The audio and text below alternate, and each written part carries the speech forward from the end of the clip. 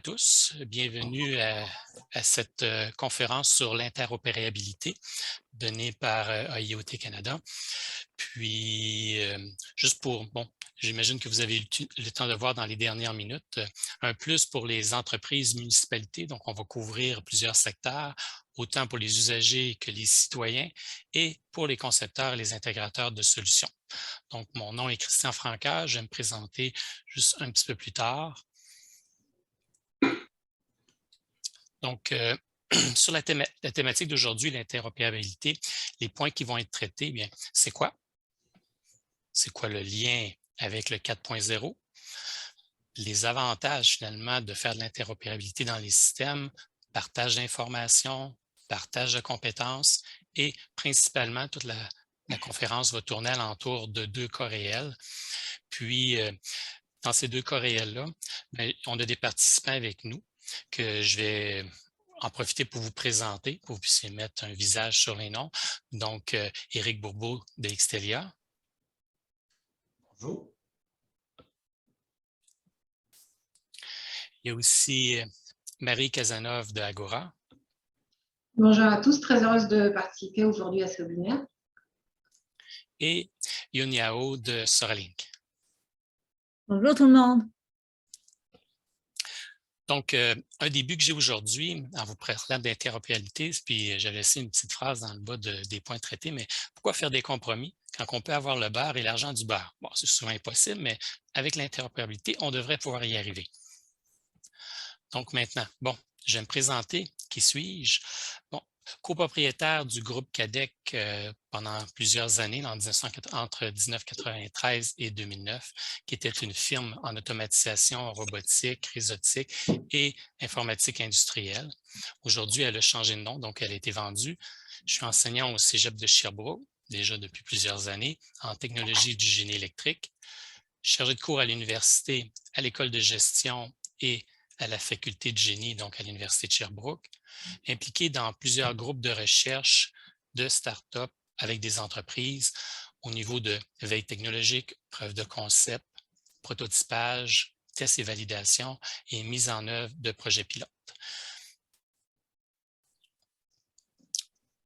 Donc, avant de commencer, je vais laisser la parole à Éric qui va juste nous parler un peu de IoT Canada qui permet de faire cette conférence-là aujourd'hui. Bon, merci Christian. Alors, oui, je suis Éric Bourbeau, président fondateur de Xtelia, mais aussi, je suis aussi membre du conseil d'administration de IoT Canada. Et donc, c'est à ce titre que ça me fait plaisir aujourd'hui de vous parler un petit peu de cette organisation qui, en fait, est un regroupement d'industries. Il y en a qui peuvent appeler ça un genre de grappe industrielle, si on veut. C'est une organisation sans but lucratif qui a pour objet de promouvoir ou d'aider cette industrie-là de l'intelligence artificielle et de l'Internet des objets à croître au Canada, à prendre une place importante parce qu'on sait tous que c'est un moteur industriel et que les autres pays le font. Donc, c'est important que nous aussi, on s'organise chez nous. Alors, essentiellement, la mission, c'est très simple, connecter, interagir, apprendre. C'est ce que ça fait IoT Canada. Peut-être passer à la suivante. Alors, essentiellement, qui fait partie de IoT Canada? C'est qui les membres de cette organisation-là? C'est toutes sortes d'entreprises, des entreprises en innovation, des développeurs, fabricants, des intégrateurs, des gens qui sont dans le hardware, dans le matériel, dans le logiciel. Et évidemment, il y a tout un marché, là, donc on vise à aider et à promouvoir l'adoption de ces technologies-là dans les principaux grands domaines d'application de l'Internet des objets et de l'intelligence artificielle là, que vous connaissez sûrement, la ville intelligente, les édifices intelligents, etc. Donc, c'est ce qu'on fait. La suivante. Les partenaires de IoT Canada, bien évidemment des entreprises, j'en ai parlé tantôt, mais ce n'est pas juste des entreprises, il y a des partenaires académiques, comme par exemple CMC Microsystèmes, qui est un regroupement de plus de 68 institutions d'enseignement au Canada. Il y a des gens comme l'Institut de recherche, des gens comme le CNRC, que vous connaissez sûrement, institutions financières comme Desjardins, très impliquées, des partenaires d'intermédiation. Bien, on a comme partenaire IVEO qui fait un excellent travail auprès des municipalités et des villes pour faire le lien entre l'entreprise privée et la ville et la municipalité. Des incubateurs comme le CEIM, Développement économique Saint-Laurent, etc. Donc, c'est tout un écosystème là, qui se retrouve autour de AIoT Canada, puis qui bénéficie de cette organisation pour se connecter, pour interagir et évidemment pour échanger et grandir et croître comme entreprise et comme industrie. On a vraiment trois approches, là, une approche canadienne nationale, une approche provinciale. Moi, je suis plus impliqué vraiment ici au Québec et une approche régionale. Il y a des régions, par exemple au Québec, qui s'organisent, qui font des choses vraiment intéressantes, puis on essaie de les appuyer puis de les aider. Ensuite de ça, on a trois grands axes dans notre stratégie de développement. Le premier axe, fédérer notre industrie, parce que si on n'est pas regroupé, on n'a pas de force, on n'a pas de capacité de se faire entendre, soit par les gouvernements pour influencer les politiques publiques, par exemple, ou la réglementation qui pourrait venir affecter notre industrie. Et on n'a pas de synergie. Donc, première étape, première stratégie, fédérer l'industrie, regrouper les acteurs, les forces vives de cette industrie-là dans un groupe. Soutenir l'industrie, donc offrir des services aux membres, que ce soit des conférences comme aujourd'hui, que ce soit toutes sortes d'autres services là, qui aident à développer ces entreprises-là, donc adresser les problèmes de manque de talent, de problèmes de financement, ce genre de choses-là. On essaie de faire évidemment le meilleur travail possible pour aider l'industrie. Et finalement, favoriser l'adoption dans le marché, parce que cette industrie-là, elle va seulement fonctionner s'il y a des clients, s'il y a des entreprises qui ont besoin des services des membres d'AIoT Canada pour prendre des virages technologiques, pour passer à une automatisation, à une industrie 4.0, pour implanter de l'intelligence artificielle avec l'Internet des objets, etc. Donc, c'est vraiment les trois grands axes de notre stratégie. Suivante. Bien là, je reprends la main. Je te repasse la POC, comme on dit. OK. Donc, maintenant, contexte de réalisation, étant donné que c'est un petit peu particulier, on dit le point pivot au cégep de Sherbrooke. On n'est pas habitué de faire des conférences, finalement, puis parler comme point pivot à un cégep. Donc, environnement un peu particulier. Structure, projet de recherche avec des entreprises, donc avec des enseignants, des participants, définissant l'automatisation et contrôle. Puis bien sûr, vous allez voir les entreprises qui parlent avec nous aujourd'hui, ces entreprises qui ont participé à ce projet-là. Donc, quelles sont les étapes qui sont couvertes finalement à l'intérieur de ces projets-là?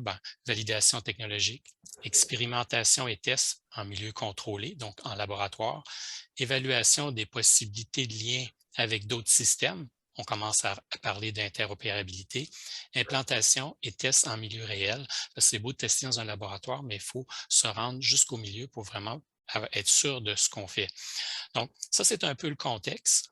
Donc, dans tous les cas, ça s'adresse autant à des entreprises qui développent que des entreprises qui vont implanter les solutions, parce qu'on a besoin des gens, finalement, qui font les deux.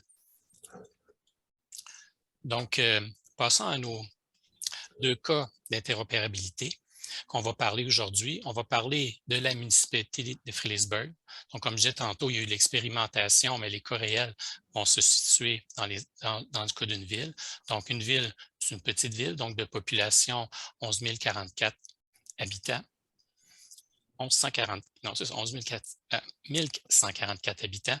Au fil des années, plusieurs systèmes non reliés, comme plusieurs villes, ils ont des systèmes de chauffage, des systèmes de carte d'accès ou des choses comme ça qui sont non reliés ensemble. Avec eux, on vise une première implantation d'IoT. Beaucoup d'idées pour le futur. Je vous avoue, quand on les a rencontrés la première fois, la liste des idées était plutôt très longue. Puis, une chose qui est super importante, la ville veut prendre le virage des villes intelligentes et en faire profiter ses citoyens. Donc ça, c'est le contexte de notre premier cas. Puis, c'est un des plus beaux villages du Québec, donc d'aller travailler là, c'est intéressant. Laiterie de Quaticook, une entreprise fondée en 1940, entreprise familiale, donc comme contexte, 130 employés, donc ce n'est pas une petite entreprise. Une usine avec des équipements connectés. On n'est pas à la première intervention de travail avec la laiterie de Quaticook, donc on est déjà à un niveau où c'est connecté, les équipements se parlent. Par contre, eux veulent aller plus loin, donc prendre un virage vers de la GMAO prédictive, qui dit GMAO pour finalement de la maintenance. Donc, gestion de maintenance assistée par ordinateur, côté prédictif. Puis, de son côté, la réputation de certains produits n'est vraiment plus à faire partout au Québec.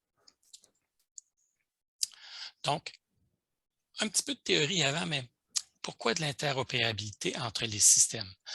Bien, une des caractéristiques du 4.0, c'est d'être capable de décloisonner les systèmes et rendre l'information disponible. Donc là, c'est une des premières choses, parce que souvent, les gens vont automatiser, vont faire de la réseautique, mais il ne faut pas oublier qu'un des buts premiers du 4.0, c'est vraiment de décloisonner l'information. Capacité d'interagir entre différents systèmes de façon bidirectionnelle. Donc, c'est beau décloisonner cette information-là. Maintenant, il faut s'arranger pour qu'elle puisse communiquer dans les deux directions, si nécessaire, bien sûr. Les avantages d'utiliser les meilleurs outils et compétences, parce que souvent, dans les outils que vous avez, des fois, on a implanté des plus petits outils, des systèmes très dédiés, puis quand on commence à vouloir centraliser, une des notions, des fois, c'est de dire, on va essayer de trouver un système qui fait tout. Mais qui dit système qui fait tout, ne dit pas nécessairement de la meilleure façon. Donc, vous avez déjà des systèmes qui sont souvent des meilleurs outils, donc des gens très spécialisés dans un domaine, donc autant au niveau de la compétence que de l'outil lui-même. Donc, l'interopérabilité permet d'utiliser ces choses-là. Donc, ça nous donne aussi la possibilité de conserver plusieurs des systèmes en place. Comme je vous disais, le but n'est pas de changer les systèmes, mais d'être capable de les utiliser. Puis, un des gros avantages de l'interopérabilité, étant donné que vous avez déjà plusieurs systèmes, peu importe connectés ou pas pour l'instant, ça nous donne une rapidité d'implantation. On n'a pas nécessairement besoin de passer au travers de tout le processus. Donc, on a déjà des choses qui sont fonctionnelles, c'est d'aller les chercher. Puis, une image que je trouve très bien de Synaltique, si vous voyez, on parle de compatibilité, donc de A vers B, de C vers D, donc c'est des systèmes qui sont compatibles. Donc oui, on est compatible avec ça, on est compatible avec un autre, mais si on voit, l'information n'est pas disponible pour tout le monde. Il y a des standards, parce que il y a des standards de communication, il y a toutes sortes de standards qui se posent. Donc là, à ce moment, on peut voir que le A communique avec B, A communique avec D, A avec C. Si c'est standard, c'est une possibilité. Mais quand on commence à parler d'interopérabilité, la grosse différence, c'est surtout le fait que maintenant, les systèmes A, B, C, D peuvent échanger ensemble. Il n'y a rien qui empêche que le système qui échangeait déjà A vers B peuvent continuer de fonctionner. Mais quand on veut vraiment travailler avec l'interopérabilité, pour mettre les informations disponibles sur l'ensemble, on va viser plus à ce moment-là une structure qui va vraiment permettre de l'échange bidirectionnel. Donc, comme je vous dis, si vous avez des questions, gênez-vous pas, vous pouvez les mettre dans le chat, on va y répondre tantôt. Maintenant, si on y va avec le premier cas. Le premier cas, comme je vous disais tantôt, c'est la municipalité de Fredericksburg. Bon, par où ça a commencé, je vous disais, une liste d'idées de besoins. Juste vous en nommer quelques-unes. Éclairage extérieur des parcs. Bon, actuellement, il y a une personne qui marche pour aller ouvrir les lumières à telle heure, fermer les lumières à telle heure. Vous pouvez imaginer que ce n'est pas toujours la grande joie en plein hiver. Chauffage, climatisation des édifices, donc pas nécessairement connectés. Des détecteurs de CO2 de façon autonome. De l'environnement, donc un souci de la qualité de l'air et du confort des usagers. Économie d'énergie de toutes sortes. Aujourd'hui, c'est à la mode, donc on veut faire des économies d'énergie. Gestion des accès. Bon, on donne des clés, on ne sait plus trop où sont rendues nos clés, puis on cherche les clés. Système d'alarme. Bon, où vont les alarmes d'intrusion, alarmes d'incendie, alarmes de toutes sortes. Suivi des véhicules. Dans les petites municipalités, on pense l'hiver, où sont finalement les camions de déneigement. Donc, toutes des choses qui se font actuellement, en tout cas en partie avec Fredericksburg, mais de façon non connectés.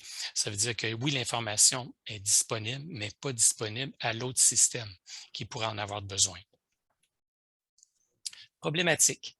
Bon, comme je vous disais, beaucoup de petits systèmes, donc par où commencer? Comment s'assurer de faire des bons choix aujourd'hui qui vont être encore là demain? Comment relier les différents systèmes existants et futurs? Les issues des standards, des façons de faire, comment limiter les coûts? Puis, je pourrais en mettre un paquet de choses comme ça, mais quand on regarde la façon que le projet a débuté, ben, on en arrive à un travail d'équipe. Interopérabilité dit plusieurs plateformes, plusieurs systèmes, plusieurs gens qui travaillent ensemble. Donc, c'est souvent une équipe qui va graviter alentour pour pouvoir arriver, une équipe que les membres viennent, partent, etc., pour pouvoir combler le système. Donc, le premier projet, qui là, c'est lui que finalement qui va partir dans ce cas-ci pour nous qu'on va parler aujourd'hui. Donc, on vise le Centre des loisirs Paul Godiou, qui finalement est une cabane sur le bord finalement d'un terrain de soccer l'été, baseball, balle molle, patinage. Donc, gestion des 3 systèmes d'éclairage extérieur. On avait parlé tantôt. Bien, c'est pas toujours facile de trouver la personne qui va falloir aller à tous les jours, ouvrir, fermer, etc. Donc, est-ce qu'on pourrait faire ça autrement? Ou s'il n'est pas utilisé, est-ce qu'on peut le fermer? Suivi des données d'environnement dans le centre. On parlait tantôt, donc, possibilité de ramasser différentes informations, le CO2 ou des choses comme ça. Tester la solution, donc la preuve de concept avec le Cégep de Sherbrooke. Donc, le Cégep, finalement, en charge de monter la preuve de concept pour réaliser ce système-là. Je vous donne le résultat actuel. Puis après ça, ben, chacun des intervenants va expliquer un peu qu'est-ce qu'ils ont fait à l'intérieur de tout ça. Donc, comme je disais, phase 1 avec le centre. Donc, à la fin, on a une plateforme de plateforme qui permet de faire de l'interconnexion.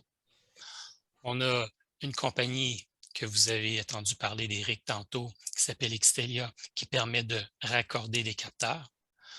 On a des services météo qui sont disponibles sur le web.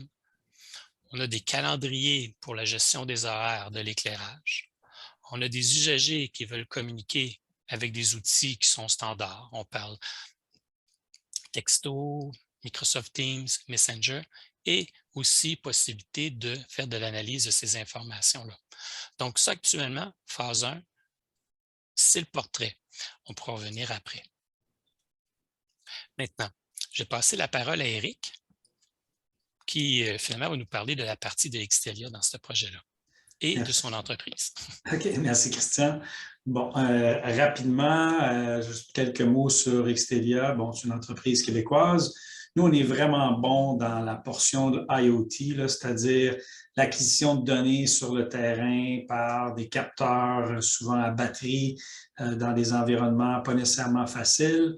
En plus d'avoir cette expertise-là, on opère un réseau de nouvelle génération, un réseau qui est optimisé pour les capteurs, qui est fait pour ça, un réseau d'une technologie qu'on appelle LoRaWAN, qui est disponible dans presque tous les pays du monde maintenant.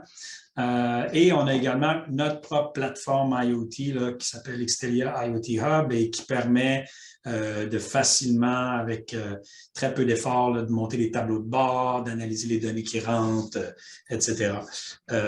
Et d'avoir des alertes, prendre des actions. Donc, prendre des données brutes puis en rendre ça des données intelligentes. On est beaucoup impliqué dans les secteurs des villes intelligentes, on fait de plus en plus de projets d'édifices intelligents, on a des clients dans le domaine de l'industrie 4.0, des usines, des alumineries, des choses comme ça. On travaille de plus en plus aussi dans le domaine de la logistique de toutes sortes, là, de la gestion d'actifs, suivi d'actifs, de véhicules, d'objets, de personnes, tout ça. Là, ça tombe tout en dessous du parapluie de l'IoT. La suivante, Christian.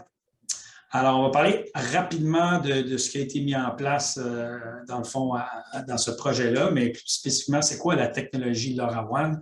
Bien, c'est une technologie, quand on dit une technologie de rupture, c'est une technologie qui va un peu brasser la cage là, aux technologies plus dites traditionnelles, comme surtout le cellulaire. parce que dans la communication longue portée, à part le cellulaire, il n'y a pas tellement d'autres il y avait pas tellement d'autres options avant. Maintenant, avec ces technologies-là, on peut faire des projets qui vont être beaucoup plus intéressants en LoRa ou en LoRaWAN qu'en cellulaire, parce que, bon, une couple de raisons. Premièrement, c'est une technologie ouverte, un protocole ouvert et sans licence. Donc, il n'y a pas de licence à payer, ni pour utiliser le LoRa, ni d'un point de vue de télécom. Donc, les compagnies de cellulaire, il y a des encans, ils payent des centaines de millions pour acheter des fréquences. Quand tu utilises LoRa, tu n'as pas besoin de payer pour les fréquences que tu utilises, c'est gratuit. Hautement sécuritaire, c'est extrêmement résistant aux interférences. Donc, par exemple, pour lire un objet qui est dans un sous-sol, comme un compteur d'eau, ou dans, je ne sais pas moi, un trou d'homme, là, on mesure la pression d'un aqueduc ou des choses comme ça traverse beaucoup mieux le béton, beaucoup mieux la vitre, le métal que des technologies comme le Wi-Fi ou le cellulaire. Donc, ça, c'est une des grandes forces. Très haute résistance aux interférences. Longue portée, technologie vraiment, vraiment longue portée. La plus longue communication que nous, on a fait, c'était 100 km entre un capteur et une antenne. Ça, c'est un cas extrême, là. Mais en milieu ruraux, on peut faire 10, 15, 20 km. En ville, très souvent 5 km à travers les buildings et tout ce qu'il y a en ville, là. Très, très faible consommation d'énergie. C'est vraiment là, incomparable avec le cellulaire. Donc, on peut déployer un petit capteur à batterie qui va durer plus de 10 ans sans qu'on ait besoin de changer la batterie. Alors, voilà la technologie. Suivant. Puis l'architecture, on voit juste vite, là, c'est comme ça que ça fonctionne. Tu as des capteurs, les capteurs parlent à des passerelles, les passerelles parlent à un cœur de réseau, et après ça, le cœur de réseau envoie les données dans des serveurs d'application, et tout ça, c'est sécurisé. Si on va à la prochaine diapo, si on regarde le projet du Centre des loisirs Paul Goodieu, dont Christian nous a parlé, on a des capteurs LoRa, un capteur de CO2, température, humidité, un module de contrôle bidirectionnel pour contrôler l'éclairage à distance. Ça parle à une passerelle LoRa. La passerelle parle à notre infrastructure, notre cœur de réseau, qui est hébergé au Québec chez Amazon, sur AWS. Et de là, les données vont à un ou des serveurs d'application. Donc, par exemple, notre serveur Xtelia IoT Hub, mais également, on a vu tantôt dans le graphique, d'autres applications comme l'application d'Agora, le serveur d'Agora, qui va prendre les données et qui va les combiner avec d'autres choses pour créer de la valeur additionnelle. Merci, Eric. Pour vous montrer un peu le banc de test qui avait été fait au Cégep pour, entre autres, une des technologies qu'on parlait, le fameux capteur pour contrôler les réseaux d'éclairage. Il faut voir que ce qui est intéressant dans cet équipement-là qu'on voulait valider, c'est est-ce qu'on est capable de garder le mode manuel? Parce que des fois, c'est des questionnements qu'on a au niveau de quand on tombe tout en réseau. Qu'est-ce qui arrive si le réseau ne fonctionne pas? Puis, donc, les tests ont été faits. Donc, ça, c'est de l'équipement qui avait été installé justement pour faire les tests avant d'en arriver pour la solution. Maintenant, pour continuer, je vais inviter Marie qui va nous parler maintenant du côté Agora qui a été réalisé dans ce projet-là. Pour dire un mot effectivement au préalable d'Agora Software, donc on est une start-up qui est présente sur le marché français et canadien. On est présent au Québec. On compte aujourd'hui une douzaine de collaborateurs et nous avons maintenant donc 3 ans. Donc Agora est éditeur de logiciels et dans le cadre du projet dont on discute aujourd'hui, finalement, on va mettre en avant la mission qui est la nôtre, qui est de permettre aux entreprises et aux collectivités de résoudre les problématiques d'interopérabilité entre des plateformes IoT, des web services et des applicatifs métiers et des solutions logicielles. Tout ça au service d'utilisateurs qu'on va pouvoir connecter simplement. Donc, effectivement, dans le cadre de ce projet, donc, il y a un lien fort, et donc Eric l'a illustré, entre Xtelia et notre plateforme pour des questions effectivement de collecte de données. Agora va permettre également de faire le lien avec des solutions de calendrier assez communes comme celle de Microsoft par exemple ou Google, pour permettre en fait de venir piloter finalement les dispositifs mis en place. On va ensuite pouvoir permettre aux utilisateurs d'interagir, d'échanger finalement avec le dispositif. Il y a des solutions de messagerie collaborative comme Teams, mais ça pourrait être Slack, pourquoi pas, et ici Messenger. L'intérêt de cette communication, c'est qu'elle va permettre à l'utilisateur soit d'aller formuler une requête pour obtenir de l'information. Donc, dans l'illustration qu'on a ici, ça pourrait être effectivement une demande sur la température ou sur une captation de niveau de CO2.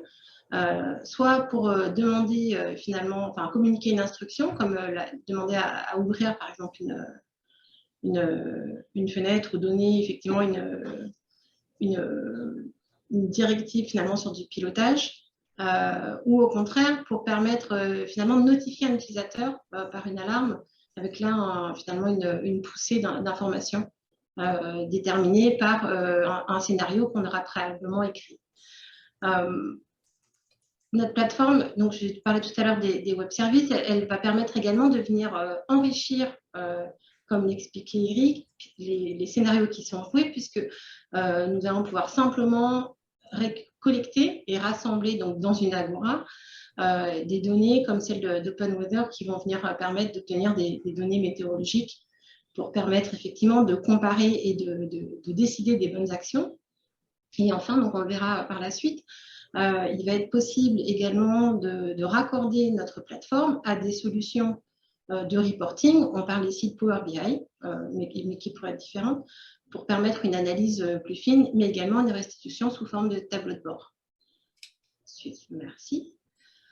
Jetons maintenant un œil à la plateforme à proprement parler. Ce que l'on illustre ici, c'est alors ce qui existe dans Agora Software, c'est un store applicatif qui va permettre très simplement d'aller collecter et connecter finalement les différents éléments nécessaires au dispositif. Donc, comme vous le voyez ici, sont à disposition, c'est une illustration bien sûr, mais donc des systèmes de messagerie comme Messenger ou Slack, un calendrier ici, alors, bon, pour l'exemple, ça pourrait être Outlook, mais également donc, des objets connectés, une plateforme, donc on a tout à droite de l'écran, effectivement, donc, le connecteur Xtelia, et enfin des données de météo, de relevé de qualité de l'air, etc. Suivante. Merci. Donc, un point qui est extrêmement important et qui nous est cher chez Agora, une des vraies forces de la solution est l'aspect multilingue. Une force, pourquoi? Parce que ça va permettre effectivement beaucoup plus d'efficacité et également beaucoup plus d'évolutivité dans le projet, puisque l'utilisateur va pouvoir interagir dans sa propre langue. Nous adossons à des systèmes de traduction qui existent sur le marché pour permettre de détecter automatiquement à ce stade une quinzaine de langues et savoir répondre à l'utilisateur dans cette même langue. Donc ici, on a une messagerie alors, qui est quelconque, mais encore une fois, l'idée est bien de se rapprocher au maximum de l'utilisateur en permettant ce type d'échange sur son système de messagerie usuel habituel. Merci. Sur cette slide, ce que l'on veut illustrer, c'est que finalement, on a cherché également à résoudre le problème de l'interopérabilité humaine, puisque donc, un des choix très structurants de notre solution, au-delà du traitement du langage, et le choix du no-code. Donc, nous mettons à disposition un studio no-code qui permet à l'utilisateur très simplement de s'approprier finalement la solution et son usage en venant donc créer des déclencheurs qui correspondent finalement au scénario qu'il veut suivre. Et des actions, des commandes qui vont être finalement donc, des notifications ou à l'utilisateur ou des consignes à d'autres intervenants dans le dispositif. Donc, on pourrait tout à fait envisager de déclencher un objet connecté sur la base d'un déclencheur qui s'activerait suite à la captation d'une donnée provenant d'un autre objet connecté, par exemple. Dans le cadre donc, du projet de Frederiksborg, nous avons su démontrer donc, la capacité d'Agora Software à s'adosser à des solutions de reporting existantes. Ici, on est sur Power BI. Ça pourrait être Excel. Hein, pour beaucoup de sociétés ou de collectivités, Excel reste un outil de reporting et de gestion de données qui va permettre, encore une fois, de simplifier l'accès à la donnée et à sa restitution, puisqu'ici, on ne réinvente pas la roue, on utilise ce qui existe par ailleurs et les forces des autres solutions, puisqu'on va avoir une capacité d'analyse, une capacité graphique qui vont bien au-delà de ce qu'on saurait faire si par nous-mêmes nous choisissions d'intégrer ce module. Comme on le disait tout à l'heure, on a évoqué sommairement les calendriers qui vont ici faire office d'interface pour l'utilisateur, qui va très simplement et de façon presque, je dirais, intuitive, piloter les différents dispositifs en place. Donc, on parle toujours là du centre de loisirs. Très simplement et en décrivant de façon suffisamment distincte ici donc les systèmes de lumière, d'éclairage, hein, L1, L2, L3, on va pouvoir programmer sur des plages horaires qui sont définies et qui correspondent à l'utilisation effective nécessaire pour la structure pour laquelle on va piloter l'éclairage. Finalement, les phases d'allumage, d'activation et de désactivation. Donc ici, l'éclairage est piloté effectivement le mardi, mercredi et jeudi soir sur une plage horaire qui correspond vraiment à l'usage, de sorte à réduire les nuisances pour l'entourage. Pour rebondir sur ce qui a été dit donc précédemment, l'intérêt de ce type de projet est véritablement l'interopérabilité. Donc, de venir s'appuyer sur ce qui existe dans les différents dispositifs et sur les forces finalement de chacun des intervenants. Il est tout à fait pertinent finalement de bénéficier de comptes rendus, de restitution, de reporting qui existent déjà embarqués dans les solutions qui sont en place. Donc là, on voit effectivement donc la captation de CO2 telle qu'elle est restituée sur Excelia et qui est complètement donc, connectée et intégrée donc, à notre plateforme. Donc l'intérêt, encore une fois, ce qui fait la force dans ce type de projet, de la collaboration de différents intervenants comme Excelia et Agora, c'est de ne pas voilà, remplacer systématiquement ou chercher à copier ou à répliquer, mais vraiment utiliser l'existant. Je te laisse. Voilà. Je reprends la parole pour le deuxième cas, mais je terminerai avec le premier cas. Quand on disait que c'était beaucoup plus rapide d'implantation, imaginez tous les systèmes qui sont déjà fonctionnels, qui donnent déjà des informations qu'on veut. Bien, si on ne fait que les aiguiller, on ne fait que les mettre en commun, de les rendre interopérables ensemble, bien, on ne perd pas déjà tout ce qu'on avait fait. Donc, notre deuxième cas, la laiterie de Quaticook. Bon, objectif 2002. Donc, ce n'est pas un projet qui démarre. Donc, ça fait déjà 2 ans qu'on travaille dans ce mode-là avec la laiterie Quaticook, qui est finalement un beau terrain de jeu pour nous au Cégep avec ces gens-là. Donc, pour 2022 plutôt. Donc, une des choses qu'on voulait ajouter, c'était de l'intelligence artificielle et la maintenance prédictive dans la chambre des compresseurs. Eux, je dirais, ont des données actuellement, mais aucune qui permet de faire ce genre de choses-là ou ce genre de lien-là. On voulait aussi être en mesure de générer des alarmes en fonction des capteurs de Suralink, qui va bientôt se joindre à nous pour parler de son produit, et les acheminer vers un système de GMAO. Donc, tout ce qui touche encore de la maintenance industrielle, qui a été déjà implanté au fil des années avec eux. Donc, il y a déjà des choses qui sont bien reliées. Rendre beaucoup plus facile le lien entre la GMAO et les systèmes de contrôle. Remonter de l'information complémentaire. Quand on fait de l'intelligence artificielle, ça peut être intéressant aussi pour valider des modèles, d'aller chercher de l'information complémentaire avec les PLC, puis permettre de prendre des données, entre autres des capteurs LoRa. Vous voyez qu'on garde l'interopérabilité et les acheminer vers la GMAO également.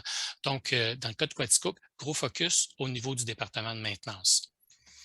Un peu ce que j'avais fait tantôt sur notre premier projet. Donc, dans le deuxième cas, voici maintenant la structure qui a été expérimentée dans la dernière partie. Donc, on voit Suralink, on parle intelligence, capteur Suralink, on va bientôt en parler. Les PLC et les robots qui sont utilisés via un connecteur qui est E1, qui nous permet de faire des liens avec le monde industriel et de le ramener finalement dans notre source au centre. Capteur LoRa, Même chose. Donc, le but étant toujours, comme je disais, de prendre des informations un peu n'importe où là-dedans, puis de pouvoir les faire communiquer ensemble. Maintenance directe, on parlait de GMAO. On aurait pu faire la même conférence l'année dernière avec eux. Donc, maintenance directe, eux ont eu, depuis quelques années, travaillé avec la laiterie de Quaticook, justement, pour faire ce genre de connexion-là avec Agora. Donc, ça, c'était déjà fait. Mais toujours après ça, bon, donc, toutes ces informations-là deviennent disponibles. Après ça, bien, les mêmes interfaces que vous avez vues tantôt, toute la partie de gestion des tableaux de bord ou des échanges avec les usagers. Donc, ça résume beaucoup.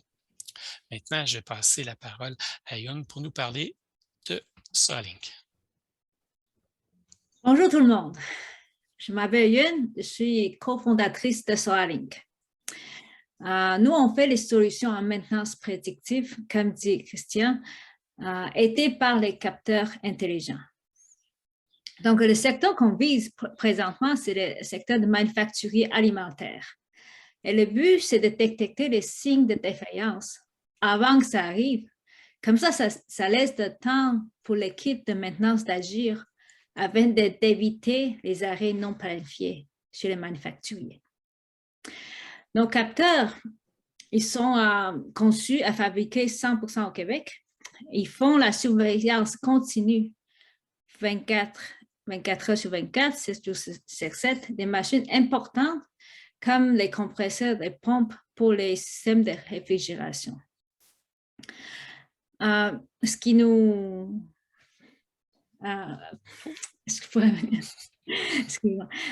différencie, c'est surtout dans la simplicité d'usage.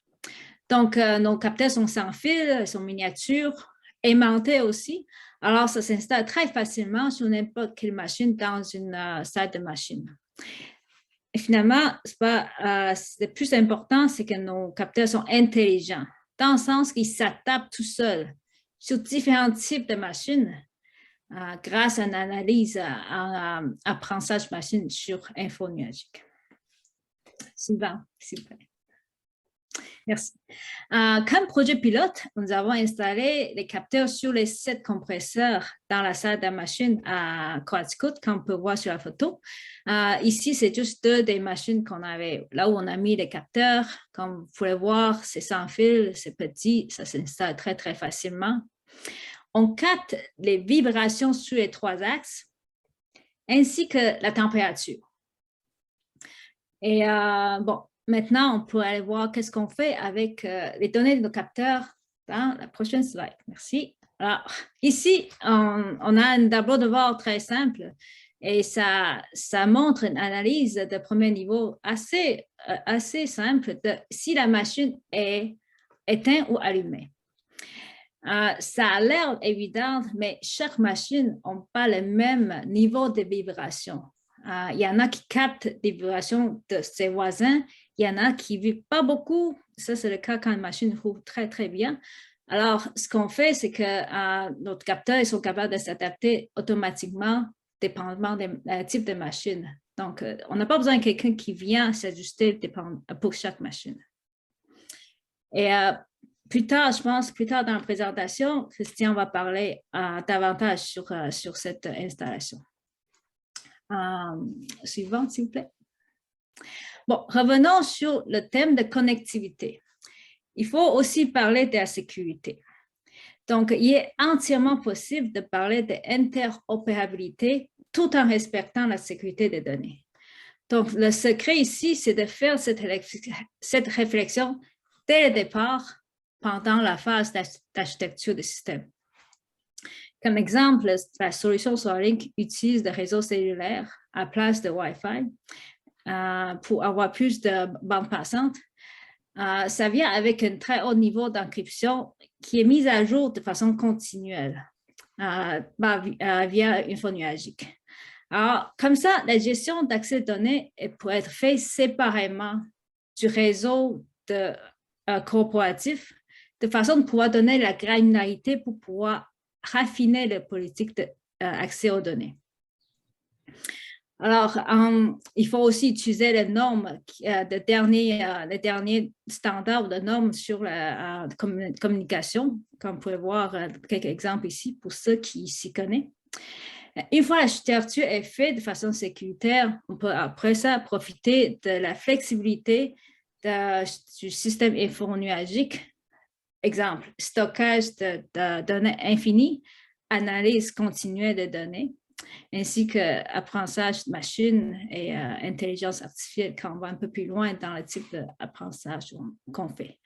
Alors, ce qu'on offre ici, c'est une solution qui est capable de connecter les équipements que pour les vieux équipements et pour les nouveaux équipements également. Et voici conclut ma petite partie de présentation. Je passe le bâton à Christian pour la suite. Merci. Donc, si on regarde les différents travaux qui ont été réalisés, puis pour la suite, je vais parler de ce qui a été fait au Cégep et aussi du côté d'Agora qui a été fait au Cégep pour valider ces choses-là. Donc, dans les travaux, on a fait des tests avec les capteurs de Suralink dans leur première version. Donc, il y a eu des procédés de validation Cégep, des protocoles de tests qui ont été implantés ou fournis par Suralink. Et, comme je disais tantôt, transfert de valeurs provenant d'un système de contrôle pour compléter finalement les valeurs qu'eux ramassent pour pouvoir valider leur modèle. Accès des données via un E1 Flexi, des projets qu'on a fait dans le passé, lien avec les PLC, lien avec les systèmes de GMAO de la compagnie Maintenance Directe, puis lien avec des capteurs LoRa, plus la réalité augmentée. Comme disait, le projet, souvent qu'on fait avec des étudiants finissants, couvre beaucoup plus large, du moins toutes les technologies qui sont alentour de tout ça. Maintenant, si on va donner un peu d'idée de ce qui s'est passé avant qu'on aille à Quaticook, il y a eu des tests en laboratoire, donc montage d'un banc de tests. On voit les équipements de Suralink qui ont été installés sur nos équipements. Avec finalement, on fournit le matériel de contrôle, les variateurs de vitesse, les automates, les flexis.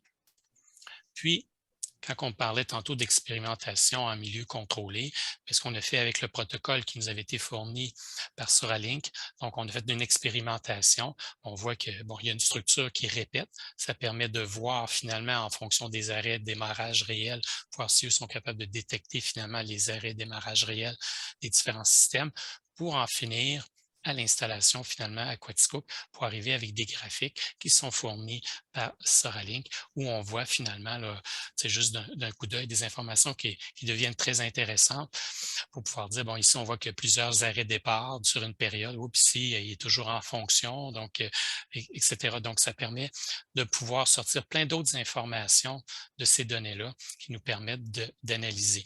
Une des choses qui est à noter, dans le cas de Quaticook, la chambre des compresseurs, c'est le seul endroit que les équipements n'étaient pas connectés. Donc, on n'avait pas les informations réelles. Donc, ça a permis à eux de voir comment fonctionne leur équipement.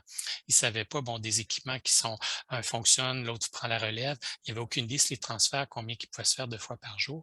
Puis juste pour mentionner, on a installé finalement 8 capteurs dans leur environnement pour faire une analyse en premier.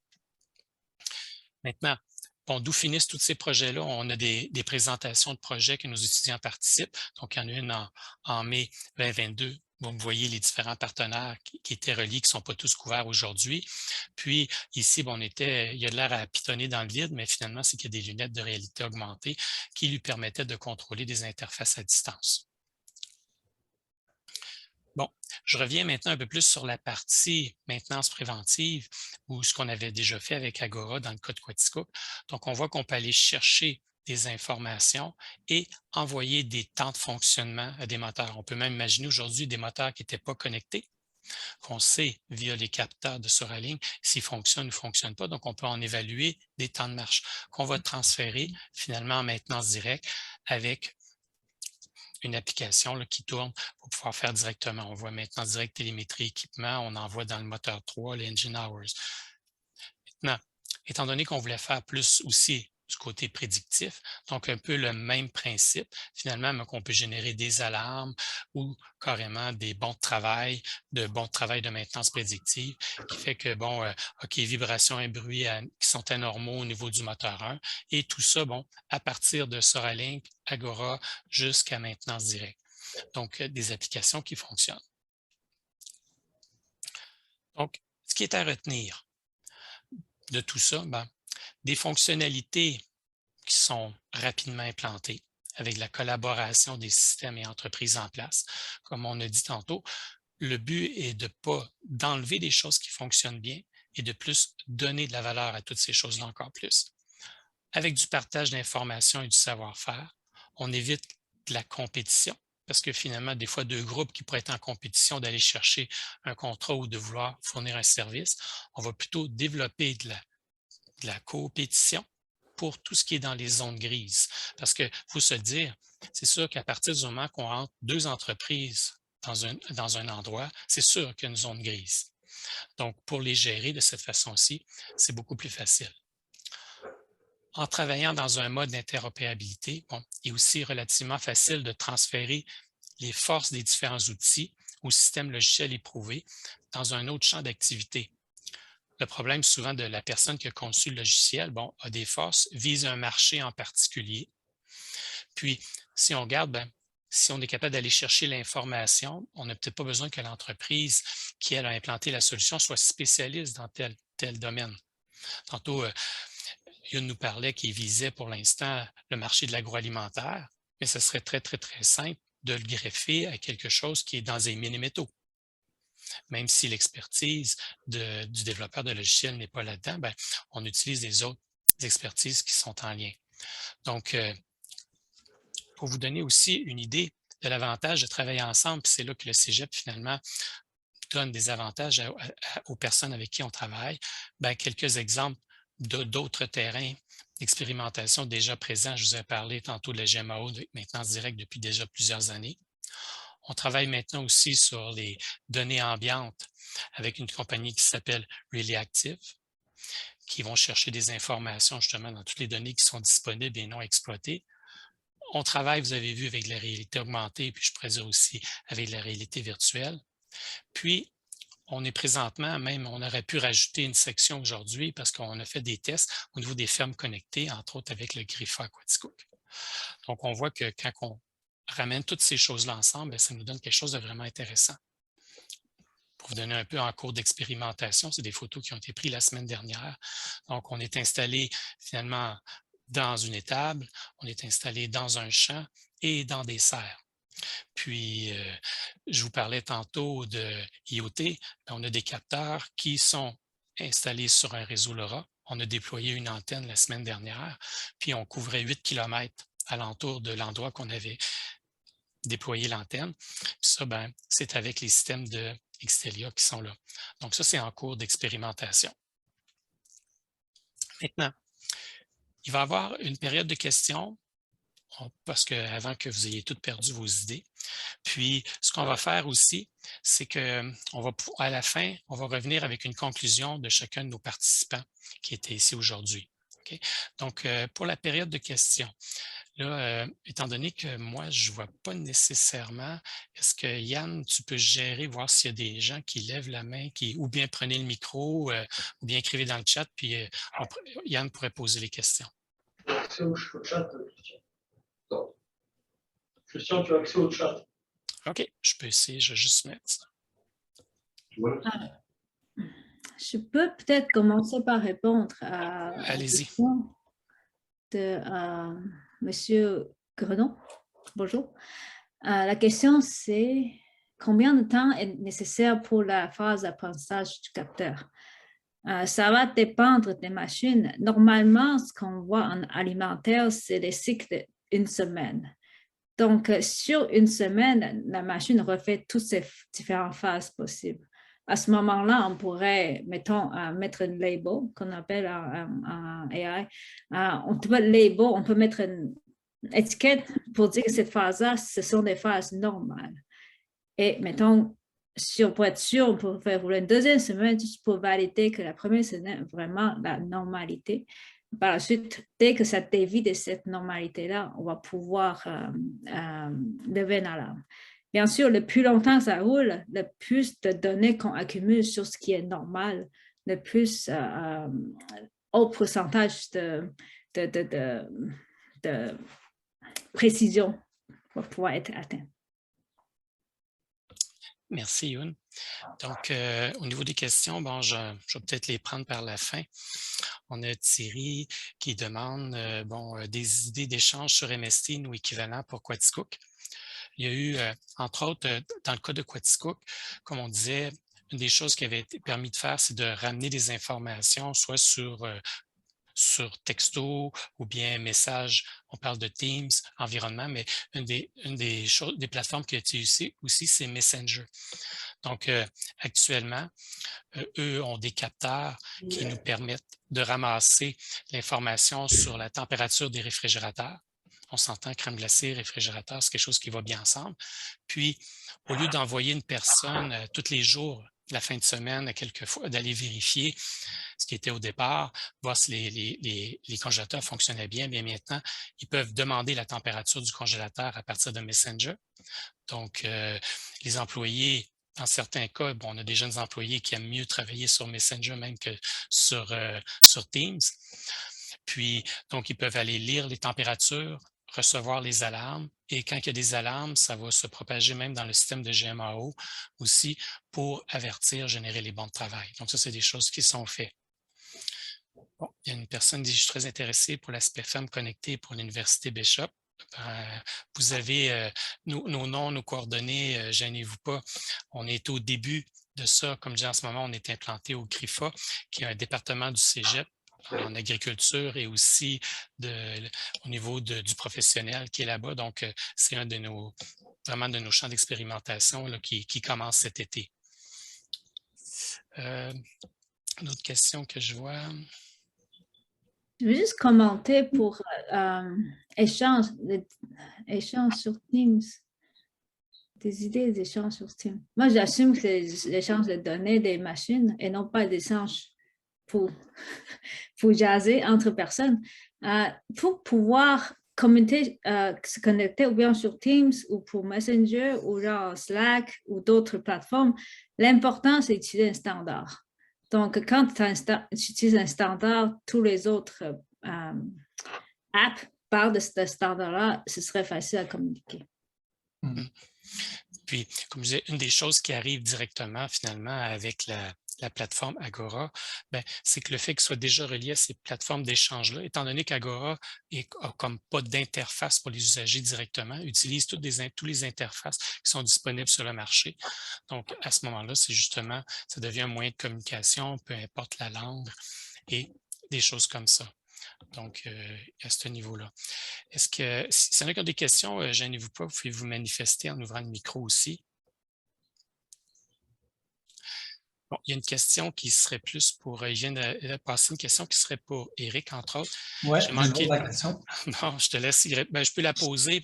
Est-ce que vous utilisez le réseau Helium pour brancher les capteurs LoRaWAN? Quelqu'un a-t-il de l'expérience avec? Fait qu'Éric, je te passe la POC. Oui, en fait, nous, on a des clients, nous, on opère notre propre réseau LoRa au Québec et ailleurs, mais on a fait une entente d'itinérance ou ce qu'on appelle de roaming là, dans le domaine, comme dans le cellulaire, là, avec le réseau Helium, ce qui fait que nos clients ont accès à la fois à la couverture de notre réseau et au hotspot Helium qui pourrait se trouver dans ce coin-là. Il y a des avantages et des inconvénients à ça. C'est sûr que je ne recommanderais pas à une entreprise ou à une municipalité d'utiliser le réseau Helium là, comme seule source de réseau parce qu'il n'y a pas de garantie de service. Là. Si Helium, c'est un réseau distribué, donc les gens mettent un petit appareil sur le bord de leur fenêtre, puis ça se joint au réseau et donc ils offrent de la connectivité autour de leur maison, par exemple. Mais si la personne décide de débrancher l'appareil, il n'y a plus de réseau. Donc, on n'a pas ce qu'on appelle la qualité de service. Par contre, c'est un bon moyen pour venir compléter de la couverture quand on en manque à certains endroits. Alors, c'est ça. Dans les projets qu'on a faits ici, là, dont on parle aujourd'hui, où il y avait du LoRa, comme par exemple à Frielisberg, ce n'est pas le réseau Helium. Mais on a, nous, des clients dans certaines municipalités, par exemple, où on va venir compléter la couverture municipale avec quelques antennes du réseau Helium. Puis quand on fait ça, nous, tout est géré dans notre cœur de réseau LoRa. On n'utilise pas du tout l'infrastructure d'Helium. Parce qu'elle est souvent en panne, malheureusement. Et aussi parce qu'on veut contrôler de bout en bout. Donc, à ce moment-là, on utilise seulement les points d'accès du réseau Helium, puis on traite la donnée dans notre cœur de réseau au Québec dans nos infrastructures. Et à ce moment-là, je pense qu'on a le meilleur des deux mondes avec une approche hybride comme ça. J'espère que ça répond à la question. Un plaisir. Il y avait 2 autres questions. On a eu merci pour la réponse. Puis, bon, comment voyez-vous ce genre de collaboration se déployer dans les villes ou municipalités? Quel serait le processus idéal? Puis, il y avait aussi une question qui dit, bon, ça se ressemblait dans le même genre. Voyez-vous ce genre de collaboration se déployer dans les villes ou municipalités? C'est la même question en double. Donc, de ce côté-là. Je ne sais pas, quelqu'un de... Est-ce que Marie, tu veux prendre la parole? Oui, volontiers. Le point, effectivement, c'est, et je pense que tu l'as bien expliqué, Christian, tout à l'heure, c'est d'être capable d'aller chercher les compétences et les capacités là où elles sont. Donc, dès lors qu'on arrive finalement à identifier les problématiques qui sont listées, elles étaient très nombreuses dans les différentes villes auxquelles on a pu parler jusqu'à présent, mais elles vont se recouper sur des grandes thématiques autour de la gestion de l'énergie, l'amélioration des conditions d'accueil pour du public ou pour des collaborateurs, etc. Finalement, je pense que le plus important pour pouvoir l'adresser, c'est de réussir finalement à mobiliser un réseau de partenaires qualifiés, compétents, qu'on arrive à identifier désormais pour pouvoir permettre une meilleure solution. OK. Puis, bon, est-ce que je pense que je n'ai pas vu d'autres questions. On a des merci que tout le monde, j'imagine, peut voir de ce côté-là. Donc, ça fait un peu le tour des questions. De toute façon, si vous en avez d'autres, vous pouvez les mettre dans le chat. D'ici la fin, on pourra peut-être les reprendre. Ce que je ferai à ce moment-ci, donc, ça serait de passer un peu le tour de table des participants en termes un peu de conclusion. Puis, je me garderai le dernier mot de ce tour de table-là. Donc, l'expérience, ce que vous avez vécu avec ça et aussi en même temps, bon, des recommandations, peu importe, je vous laisse faire votre tour de table. Donc, on va commencer dans l'ordre avec qui est affiché à l'écran. Donc, Éric. Bon, en fait, premièrement, merci de m'avoir invité à cette conférence. Je trouve toujours ça intéressant, enrichissant d'interagir avec d'autres membres de l'industrie et avec des gens qui s'intéressent à la technologie. En gros, moi, ce que j'ai trouvé vraiment intéressant dans ces projets-là, c'est tout le volet interopérabilité. C'est pour ça qu'on est là aujourd'hui. Nous, c'est ce qu'on fait de façon journalière parce que, par exemple, n'importe quel projet en LoRa, ça commence en LoRa puis ça finit en IP, ça finit dans le cloud, ça finit dans des technologies plus standards d'Internet. Et à partir de là, les données peuvent aller n'importe où, dans n'importe quel format. Alors, on pousse des données à travers le monde dans des plateformes de toutes sortes en utilisant des standards d'industrie sécurisés. Et c'est pour ça que l'interaction qu'on a fait avec la plateforme Agora, ça a été très facile. On a mis en place un mécanisme de communication qui utilise des standards avec des API, on peut travailler avec des serveurs MQTT, etc. Ce qui fait que même si sur le terrain, on utilise une technologie qui n'est pas d'Internet comme LoRa parce qu'elle a des caractéristiques qui nous aident beaucoup, quand c'est un capteur dans un champ, par exemple, qui doit parler à une antenne à 8 km, l'exemple que tu nous as donné, Christian, par la suite, on redevient dans un environnement standardisé, un environnement où les données sont accessibles par une multitude de plateformes. Puis j'aime beaucoup la façon dont Agora a été implanté. Je trouve que c'est vraiment pour un client, une ville qui veut être capable de tirer des données de toutes sortes de sources et d'être capable d'interagir avec ces données-là sans être obligé de coder. C'est vraiment une très, très belle plateforme. Puis je suis content d'avoir pu collaborer dans ces projets-là. Merci, Éric. Je vais passer la parole à Youn. Merci. Oui, très contente de pouvoir participer à cette table ronde. Je vais prendre l'opportunité pour répondre à la question qui a été posée. Développement durable. Bon, je pense que la première étape dans tout ça, c'est d'être capable d'avoir les données dans l'endroit qu'on veut, ça veut dire infonuagique. Après ça, qu'est-ce qu'on fait avec les données? On a, dans beaucoup de manufacturiers que j'ai visités, ils me disent tous, j'ai trop de données déjà, je ne sais déjà pas quoi faire avec ça. Donc, la deuxième étape, ce serait d'en faire un sens de ces données-là. Comment ça pourrait m'aider aider le manufacturier à mieux gérer les usines afin de pouvoir éviter le gaspillage, éviter le temps de techniciens de maintenance pour réparer les machines de façon de pouvoir les réparer d'avance pour pouvoir sauver le temps de tout le monde. Ainsi de pouvoir, afin de pouvoir économiser d'énergie, économiser de matières premières. Tout ça, ça va commencer par avoir les données d'abord, ensuite faire un sens de ce qu'on fait avec les données. Donc, je pense qu'on est bien parti pour aller dans la deuxième étape pour pouvoir voir qu'est-ce qu'on peut avec ces données-là qui pourraient nous aider à utiliser moins de ressources ou utiliser les ressources plus efficacement. Merci. Merci, Yun. Je vais passer la parole à Marie. Je fais la transition avec le propos d'Yun. Effectivement, on parle beaucoup de sobriété, alors énergétique, mais sobriété également dans le traitement de la donnée. Et l'intérêt de dispositifs comme ceux qu'on a été capable de mettre en œuvre, c'est de permettre justement de gérer avec du bon sens, avec davantage de sobriété, justement les données, de la pertinence et de l'analyse. Donc, merci à tous, merci à IoT, merci au CEGEP, merci beaucoup Christian. On était ravis de participer à cette table ronde avec Xtelia, avec Soralink, et de parler de tous ces super projets sur lesquels on a pu travailler ensemble. On espère qu'ils seront nombreux à l'avenir également. Merci Marie. Pour ma conclusion à moi maintenant, bien, je dirais qu'il y a beaucoup de projets qui ressortent de ça. Des fois, les gens disaient, est-ce que c'est une approche pour les villes et les municipalités? Je prends l'exemple un peu de l'antenne qu'on a installée la semaine dernière au CRIFA à Quaticook, en couvrant 8 km alentour de Rayon. Donc, on s'aperçoit maintenant que le centre de formation, le CRIFA, pourrait maintenant avoir de la collaboration avec un paquet de fermes avoisinantes, sans avoir à sortir des nouvelles installations.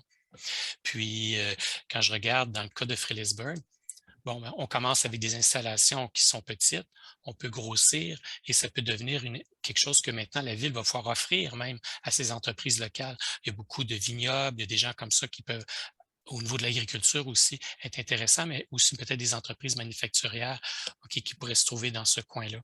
Donc, moi, je pense que c'est des solutions qui ont l'avantage de pouvoir grandir étant donné qu'ils sont bâtis sur le fait de pouvoir placoter à d'autres personnes. Donc, ce n'est pas une solution fermée qui arrive. Puis, une des choses que je dis souvent aux gens quand je commence à implanter des IoT, est-ce que c'est la meilleure solution? Ben, moi, je ne peux pas dire oui. Je ne peux pas dire non. Mais je peux dire qu'on peut commencer tout de suite. Et on peut commencer aussi à prendre l'information, à se faire une idée. Puis peut-être un jour, peut-être qu'on aura besoin de changer de solution. Et puis, ce n'est pas impossible, mais on va pouvoir prendre ces décisions-là en connaissance de cause avec les bonnes informations. Mais une chose qui est sûre, moi, je ne crois pas que l'ensemble des outils qu'on utilise actuellement sont toujours pour être jetés à la poubelle. Donc, il faut pouvoir continuer, partir avec ça. Comme je disais, l'interopérabilité favorise beaucoup la rapidité pour commencer des choses. Puis, je vais redonner l'exemple avec Soralink. Quand on est installé à Quaticook, ça a pris une demi-heure à installer 8 capteurs.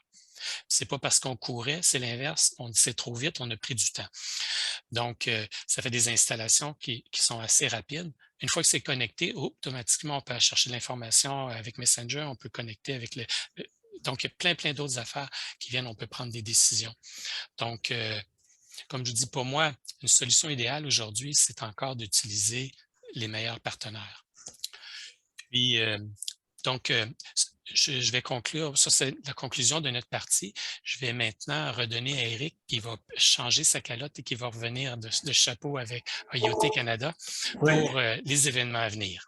OK, alors on va essayer de conclure rapidement. Donc, c'est l'Assemblée générale annuelle de IoT Canada le 15 juin à Ottawa. Puis ça, c'est à la fois disponible en ligne pour ceux que ça intéresse ou en présentiel, c'est des gens qui sont à Ottawa.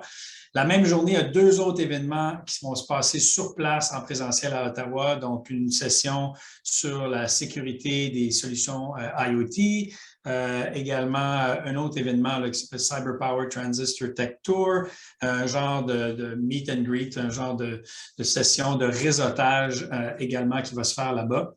Ensuite, on a une session le 21 juin qui est une session, encore une fois, de maillage, de réseautage.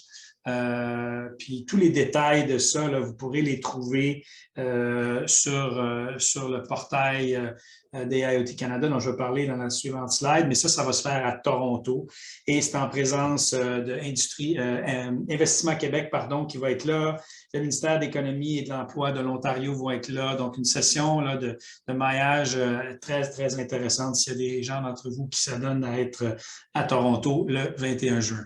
Alors, la prochaine diapo, on va parler de Connect, qui est notre nouveau portail de AIoT Canada, qu'on a lancé pour justement là, aider à connecter, à faire le maillage entre les différentes entreprises, les différents acteurs du monde de l'AI et de l'Internet des objets au Canada. Il y a là-dessus beaucoup de contenu, de plus en plus de contenu, du contenu même qui est généré par nos membres. Donc, beaucoup de choses à apprendre sur le portail. On peut communiquer via le portail. Il y a beaucoup d'infos. Donc, par exemple, les événements dont je viens de vous parler, bien, vous pourrez en apprendre plus sur ces événements-là et vous inscrire à travers le portail. Alors, je vous invite, si vous êtes intéressé par cette industrie et ce qui se passe, à vous brancher, à vous créer un compte sur connect.aiotcanada.ca et de participer. Merci beaucoup, Éric. Puis, merci beaucoup à tous nos participants et l'auditoire que nous avons eu. Donc, bonne fin de journée.